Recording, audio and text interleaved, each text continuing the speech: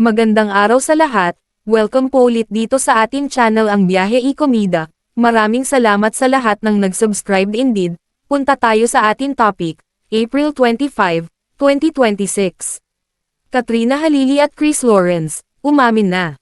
Naging panauhin ni Tito Boy ang ex-couple na sina Katrina at Chris Lawrence sa Fast Talk with Boy Abunda, ngayon gabi April 22, at diretsahang tinanong ni Tito Boy ang dalawa kung nagkabalikan na ba sila, dahil marami siyang nababasa na komento at gusto niyang marinig ang sagot mula sa dalawa, dahil naging usap-usapan ang naging post ni Katrina sa larawan ng naging bakasyon nila sa El Nido na, "This is where everything resets," na umani na maraming komento at katanungan.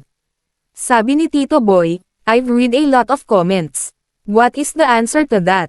Nagturuan ang dalawa pero unang sumagot si Katrina, sabi niya, "Oh sige ako, yes Tito Boy kami na," sabay sabi ng, "Charot," pero inamin naman ni Chris ang tutong estado ng kanilang relasyon, "No we have not, hindi kami nagkabalikan Tito Boy but like I said I'm really grateful for this time that we have together because honestly went well we became okay this year, 2026. Katie has been probably the best that I've ever seen her.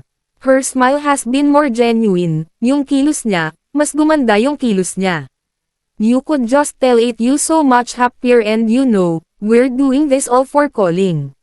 We're doing this all for casting," pero inamin din nila Katrina at Chris na pareho silang single ngayon. Pero you posted this, and this is quite interesting, Kat. This is where everything resets. Kaya nga ang tanong, nagkabalikan na ba sila? Di ba? I've read a lot of comments. What is the answer to that? Oh, sige ako. Yes, Tito Boy kami na. Charot! Okay. Maraming salamat. Okay, Chris. Siguro, no, we have not. Hindi kami nagkabalikan, Tito Boy. Okay. But like I said, I'm really grateful for this time that we have together because honestly, when we became okay this year, 2026, Katie has been probably the best that I've ever seen her. Her smile has been more genuine. Yung kilos niya mas gumanda yung kilos niya. You could just tell that she's so much happier. And we're doing this all for Katie.